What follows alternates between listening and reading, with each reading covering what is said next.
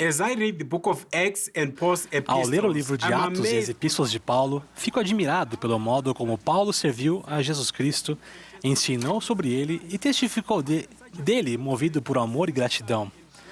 Como uma pessoa pode servir com tanto amor e gratidão, especialmente se levarmos em consideração seus grandes sofrimentos? O que motivou Paulo a servir? Prossigo para o alvo, ao prêmio da soberana vocação de Deus em Cristo Jesus.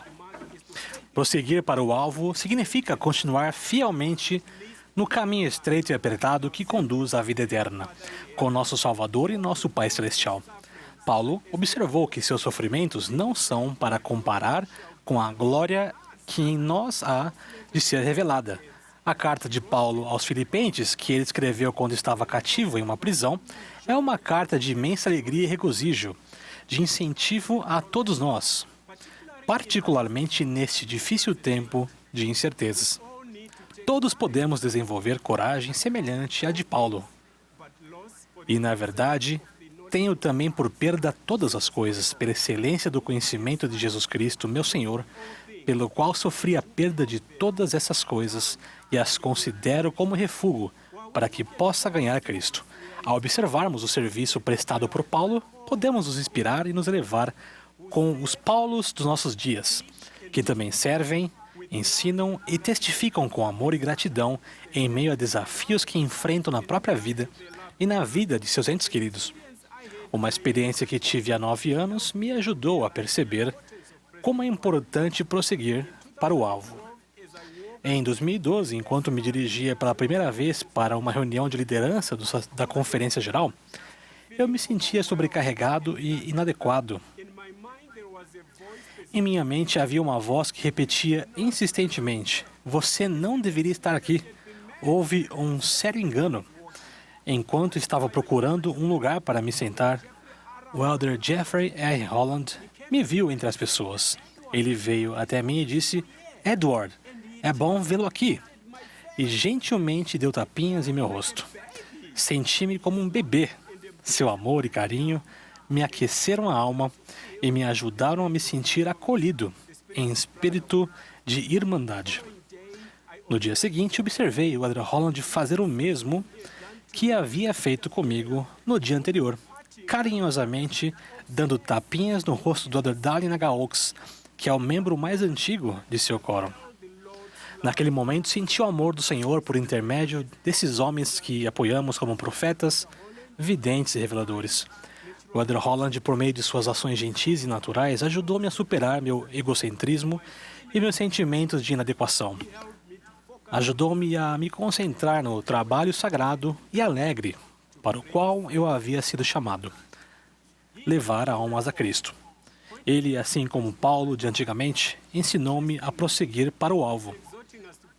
Curiosamente, Paulo nos exorta a seguir adiante, enquanto nos convida a esquecer o que ficou para trás. Nossos medos, focos, nossas falhas e tristezas do passado. Ele está nos convidando, assim como o nosso querido profeta, o presidente Russell M. Nelson, a uma nova e mais sagrada abordagem. A promessa do Salvador é real, porque aquele que quiser salvar a sua vida, perdê-la. E quem perder a sua vida por causa de mim, achá-la. Em meu primeiro discurso na Conferência Geral, compartilhei uma experiência em que minha mãe me ensinava a trabalhar em nossa plantação. "Nunca olhe para trás", disse ela. "Olhe para frente, para o que ainda nos resta fazer." No final de sua vida, enquanto minha mãe batalhava contra um câncer, ela morou com Naomi e comigo. Uma noite, eu a ouvi chorando em seu quarto. Sua dor era intensa, mesmo depois de ter tomado sua última dose diária de morfina 2 horas antes. Entrei no quarto e chorei com ela. Orei com voz alta para que ela recebesse alívio instantâneo de sua dor. E ela fez o mesmo que havia feito em nossa plantação alguns anos antes. Ela parou e me ensinou uma lição. Nunca vou me esquecer de seu rosto naquele momento, frágil, abatido e cheio de dor, olhando fixamente com pesar para seu filho entristecido. Ela sorriu, por entre as lágrimas, olhou diretamente nos meus olhos e disse: "Não cabe a você ou a ninguém, mas ao Pai Celestial decidir se esta dor deve cessar ou não." Sentei-me em silêncio. Ela também se sentou em silêncio.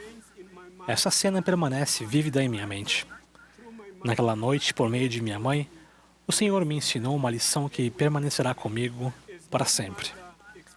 Enquanto minha mãe expressava sua aceitação da vontade de Deus, lembrei-me do motivo pelo qual Jesus Cristo sofreu no jardim do Getsemane e na cruz do Gólgota. Ele disse: Eis que vos dei o meu evangelho, e este é o evangelho que vos dei, que vim ao mundo para fazer a vontade de meu Pai, porque meu Pai me enviou. Tenho ponderado sobre as perguntas proféticas de nosso querido profeta, o presidente Nelson, na última conferência geral. O presidente Nelson perguntou: vocês estão dispostos a permitir que Deus prevaleça em sua vida? Vocês estão dispostos a permitir que Deus seja a maior influência em sua vida? Vão permitir que sua voz tenha precedência sobre quaisquer outras omissões? Estão dispostos a ter sua vontade absorvida pela vontade dele? Minha mãe teria respondido um sim emocionado, porém firme.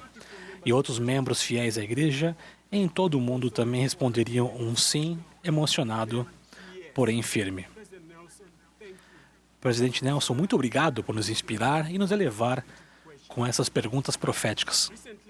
Recentemente tive uma conversa em Pretória, África do Sul, com um bispo que teve a esposa e a filha adultas sepultadas no mesmo dia.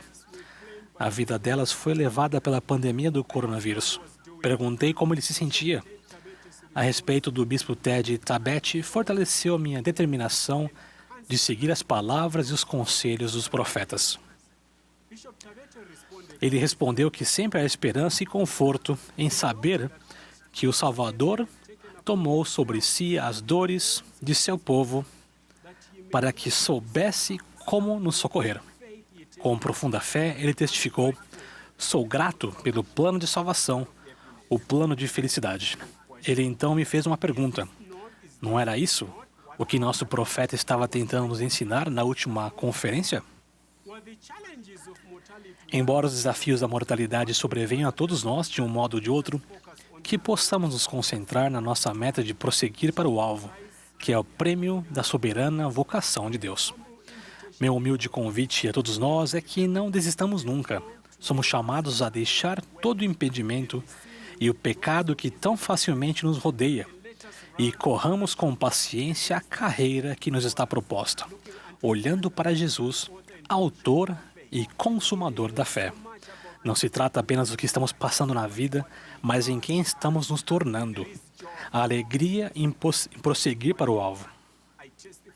Testifico sobre ele que venceu todas as coisas e vai nos ajudar ao buscarmos por sua ajuda. Em nome de Jesus Cristo. Amém.